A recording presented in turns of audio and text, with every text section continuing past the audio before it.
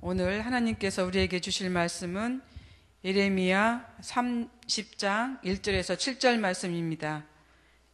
예레미야 30장 1절에서 7절 말씀 우리 다 같이 봉독하겠습니다. 여호와께로부터 말씀이 예레미야에게 임하여 이르시니라. 이스라엘의 하나님 여호와께서 이와 같이 말씀하여 이르시기를 내가 내게 일러준 모든 말을 책에 기록하라. 여호와의 말씀이니라.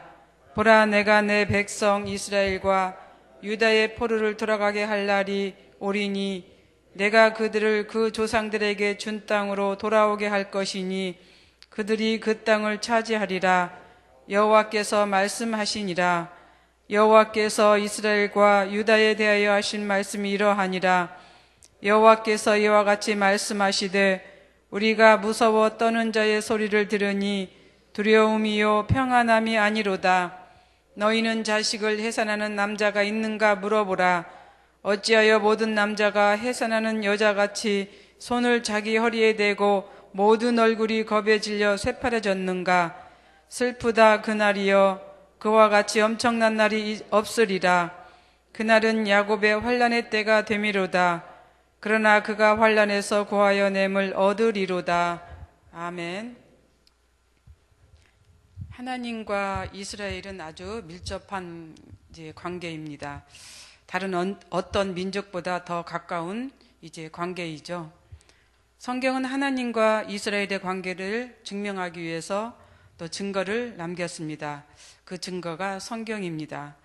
천지가 창조된 후에 또 인류가 시작된 후에 하나님을 증명할 수 있는 방법이 그 세상의 관점으로 볼 때는 거의 없습니다. 그러나 족장 시대로 들어서는 증거가 하나 둘씩 이렇게 나타납니다.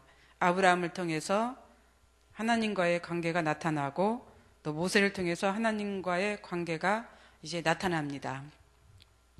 특히 시내산에서의 십계명은 아주 유명하죠. 첫 번째 돌판에 기록한 이 십계명을 하나님께서 직접 쓰셨습니다. 만약 그 첫 번째 기록한 돌판이 지금까지 남아있다면 어떻게 되었을까요? 애굽에서의 증명은 그 10가지 재앙과 또 홍해 사건을 통해서 하나님은 그 증거를 남겼습니다. 여호수아도 마찬가지죠. 가나안 땅을 향해서 갈 때 가는 곳곳마다 증거와 증표를 남겼는데 그 증거와 증표는 자손들로 하여금 하나님과의 관계가 특별하다고 하는 것을 시사해 주는 것입니다. 이렇듯 하나님은 아직 그 문자가 발달되지 않는 그 시대에는 나름대로 하나님을 알리는 이러한 증거를 남겼던 것을 우리는 성경을 통해서 볼 수가 있습니다. 그러나 문자가 발달되고 또 글씨를 기록할 수 있게 되자 하나님은 하나님의 증거를 책에 기록하도록 했습니다. 그동안 예레미야는 하나님의 말씀을 이렇게 서신으로 남겼습니다. 그러나 이제 하나님은 책에 기록해서 남기도록 합니다. 예레미야서는 52장으로 되어 있습니다. 이스라엘이 바벨론에 멸망하는 상황을 예레미야는 눈으로 직접 보고 체험한 사람입니다. 이사야서는 그 주전 740년에서 681년에 기록되었습니다. 아모스는 주전 760년에서 750년이고 또 호세아는 주전 753년에서 722년입니다. 에스겔은 주전 565년, 다니엘은 주전 530년, 느헤미야는 주전 420년경에 이렇게 기록되어 있습니다. 보다시피 대부분 다른 예언서들은 예루살렘 멸망 전이나 또 후에 기록했습니다. 반면 예레미야는 주전 627년에서 586년, 또 그리고 예레미야 예가는 주전 586년 이후에 기록되어 있습니다. 586년이 예루살렘 멸망의 그 때죠. 시기입니다. 그래서 다른 예언서보다 예레미야가 기록한 이 글은 이스라엘 멸망에 대해서 더 자세하게 사실적으로 기록한 것입니다. 예루살렘 멸망을 직접 눈으로 목격했던 사람이기 때문입니다. 이스라엘 백성들을 향해서 그렇게 외쳤던 그 하나님의 뜻, 본인이 살아있는 동안 그대로 일어나고 이루어지는 사건들을 보면서 예레미야는 어떤 마음이었을까요? 아마 참담한 마음이었을 것입니다. 다른 어떤 선지자들보다 더 심한 고통과 또 아픔을 느꼈을 것입니다. 우리나라도 6.25 전쟁을 겪었습니다.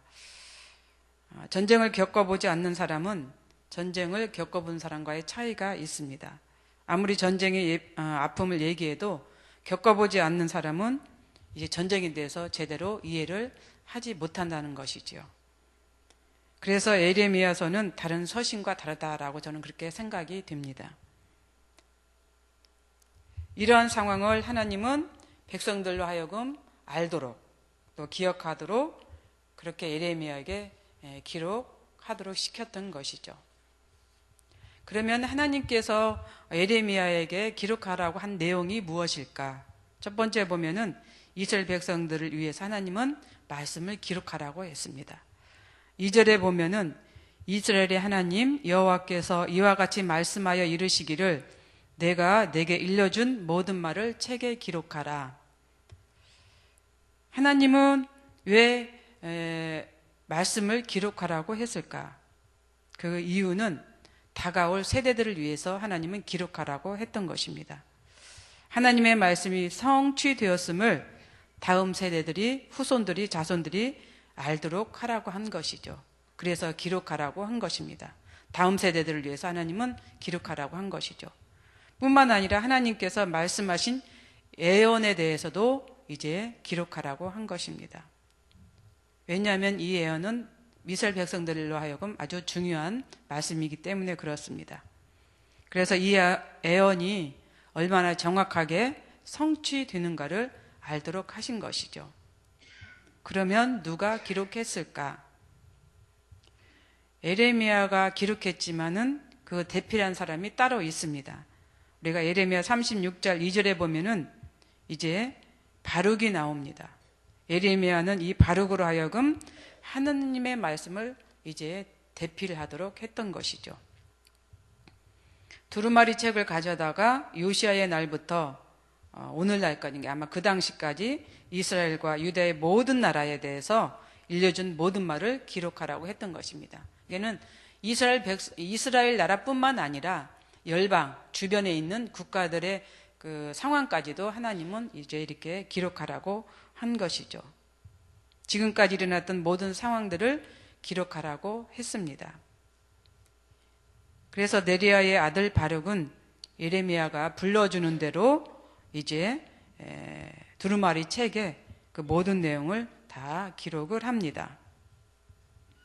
그 기록한 내용을 갖다가 예레미야가 바룩에게 이제 그 성전 앞에서 이제 낭독하라고 그렇게 시킵니다. 그 당시 예레미야는 감옥에 갇혀 있었어요. 그래서 이제 예레미야가 직접 이제 낭독을 할 수 없는 상황에 있었던 것입니다. 그래서 이제 바룩으로 하여금 하나님의 말씀을 대필하도록 했던 것이죠. 하나님의 말씀을 그 성전 안에서 백성들에게 낭독하는 그 상황을 한번 생각을 해 보십시오. 아마 백성 모두는 떨리는 마음으로 정말로 이제 경청을 했을 것입니다. 물론 이제 거기에는 또 반대의 세력을 가지고 있는 사람들도 있었을 것입니다. 그러나 그 상황은 아주 경이로운 그러한 모습이었을 것입니다. 만약 하나님의 말씀을 기록하지 않았다면 이런 상황은 일어나지 않았을 것입니다. 여기서 잠깐 이제 바룩에 대해서 좀 말씀을 드린다면은 이 바룩은 예레미야와 아주 절친한 친구 겸 또 이제 이렇게 제자입니다. 그래서 예레미야와 바룩은 한 20년 동안 그렇게 같이 생활을 했다라고 하는데 이 바룩은 훌륭한 명문 가문 출신이라고 합니다. 그래서 어려움에 처했을 때마다 이제 바룩은 예레미야에게 도움을 줬다고 합니다. 그 바룩의 도움이 없었다면 예레미야는 하나님의 사역을 잘 감당하지 못했을 것입니다. 또 이런 또 책에 기록할 수도 없는 상황도 되었을 것입니다. 그래서 이 둘의 관계는 이제 예레미야가 애굽으로 이제 끌려가는데, 어떤 상황에 이제 의해서 끌려가는데 바룩도 같이 끌려갔다고 합니다.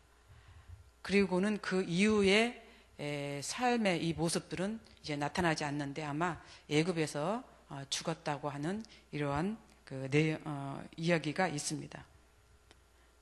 그리고 모든 기록은 애굽으로 내려간 이후에 다 끊겼다고 합니다. 두 번째로 하나님께서 기록하라고 한 내용이 또 무엇이었을까? 3절에 보니까 내가 내 백성 이스라엘과 유다의 포로를 돌아가게 할 날이 오리니 내가 그들을 그 조상들에게 준 땅으로 돌아오게 할 것이니 그들이 그 땅을 차지하리라. 즉 이스라엘 백성들이 이제 고국 이스라엘로 예루살렘으로 돌아온다라고 하는 그런 내용입니다. 그런데 남유다 백성들만 돌아오는 것이 아니라 북이스라엘도 같이 돌아온다고 하는 그런 내용이에요. 여기 3절에 보면 아주 특이한 단어가 나오죠.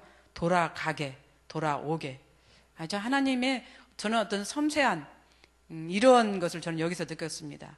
이게 바벨론 쪽, 바벨론 지역에서 볼 때는 돌아가는 거, 그리고 예루살렘 이제 지역 쪽에서 볼 때는 돌아오는 거예요. 하나님은 이렇게 표현했던 것 같아요. 돌아가게, 돌아오게.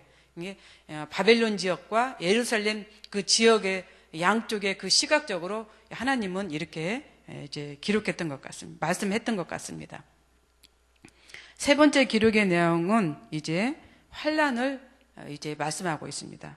즉 포로 생활의 전 시기를 말씀하고 있는 것이죠. 7절에 보니까 슬프다 그날이여 그와 같이 엄청난 날이 없으리라. 그날은 야곱의 환란의 때가 되미로다. 그러나 그가 환란에서 구하여 냄을 얻으리라. 여기에서 그날이라고 하는 것은 두 가지의 의미를 가지고 있습니다. 첫째는 멸망의 때로서 하나님께서 예루살렘을 심판하는 날이고, 둘째는 회복의 때로서 하나님과 이스라엘의 새로운 관계를 의미하는 겁니다. 멸망의 때는 곧 파멸의 때를 말하는 것이죠. 이스라엘이, 예루살렘이 이제 멸망하는 그 때를 말합니다. 주전 586년을 말하는 것이죠. 이때가 환난과 고통의 때라고 하는 것이죠. 그런데 여기에서 말하는 것은 이때뿐만 아니라 이보다 더 큰 환난과 고통을 말하는 것이죠. 이스라엘의 역사를 보면은 북이스라엘이 주전 722년에 그 아수르에 멸망을 합니다. 남유다는 주전 586년에 바빌론에 멸망을 하죠. 그 후에 이제 이스라엘의 그 역사를 보면은 바벨론은 페르시아에 이제 멸망을 하고 페르시아는 그리스의 정복을 당합니다. 그래서 당연히 이스라엘도 그 알렉산더 제국의 속국이 됩니다. 그런데 이 그리스 알렉산더 제국이 어디에 또 이제 패망을 하게 되냐면은 로마에 넘어갑니다. 이러한 과정들을 거치는 거예요.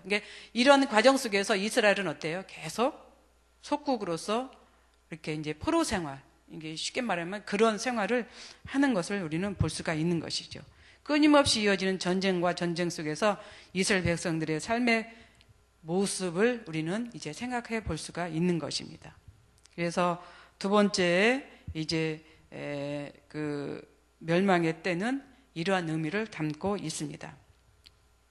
5절을 보십시오. 우리가 무서워 떠는 자의 소리를 들으니 두려움이요 평안함이 아니로다. 너희가 자식을 해산하는 남자가 있는가 물어보라. 어찌하여 모든 남자가 해산하는 여자같이 손을 자기 허리에 대고 모든 얼굴이 겁에 질려 새파래졌는가. 여기서 보면 무서워 떠는 것이 아니라 다른 사람이 떨고 있는 그 소리를 듣고 두려움을 느낀다는 것이에요. 이게 얼마나 큰 고통이겠어요. 환난이겠어요. 그런데 여기에 보니까 그런 환난과 고통을 해산으로 비유했던 걸 볼 수가 있습니다.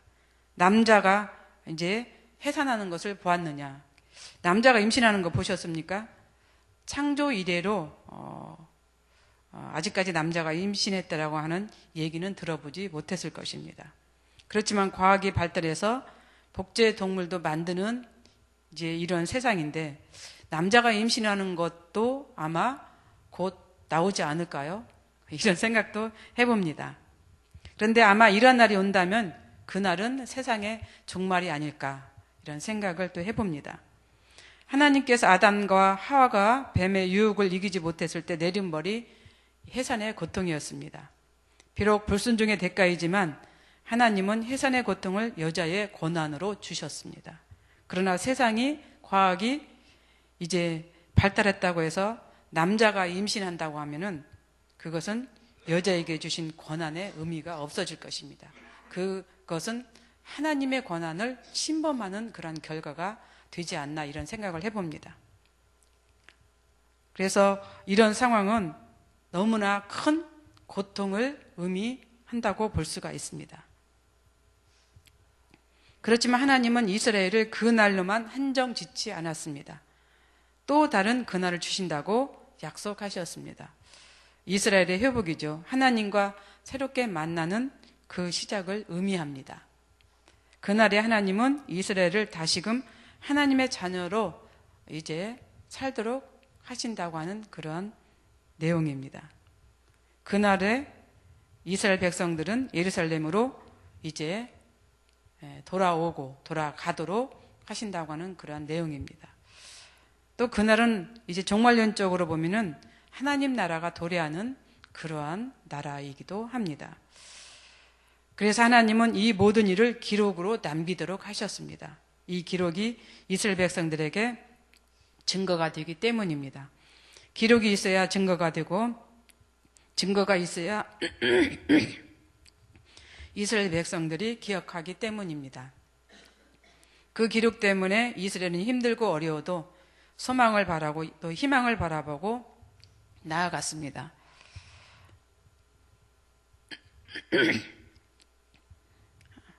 기록이 있기 때문에 이스라엘 백성들뿐만 아니라 우리도 지금 현재 이렇게 하나님을 믿고 우리가 신앙생활을 하는 줄로 믿습니다. 그 기록 때문에 우리는 오늘 여기 이 자리에 있는 줄로 믿습니다. 기도하겠습니다. 사랑이 많으신 하나님, 참 감사합니다. 오늘 또 우리에게 하나님은 아주 중요한 것을 알려주셨습니다. 그것은 하나님을 알게 하는 증거였습니다. 기록이었습니다. 그 증거가, 그 기록이 우리를 여기까지 오게 했습니다. 사랑의 하나님, 참 감사합니다. 앞으로도 이 증거를 통한 하나님의 아름다운 사랑이 늘 우리와 함께 하게 하여 주시옵소서. 우리의 마음에 늘 하나님의 말씀을 새기면서 살아가는 복된 하나님의 자녀가 되게 하여 주시옵소서. 감사드리며 예수님의 이름으로 기도드리옵나이다. 아멘. 공동기도문 사역입니다. 성경대로 우리 사역의 지평이 온 누리를 품게 하옵소서. 유언의 사역, 교구 사역, 말씀삼 성경대학 사역을 축복하셔서 말씀과 성령의 충만으로 인격과 일상이 거룩해지게 하소서.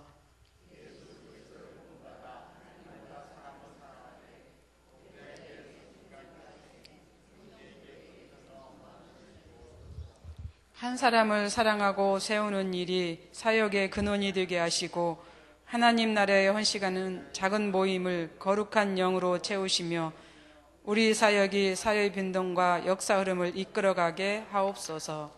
아멘. 주님이 가르쳐 주신 기도드리겠습니다.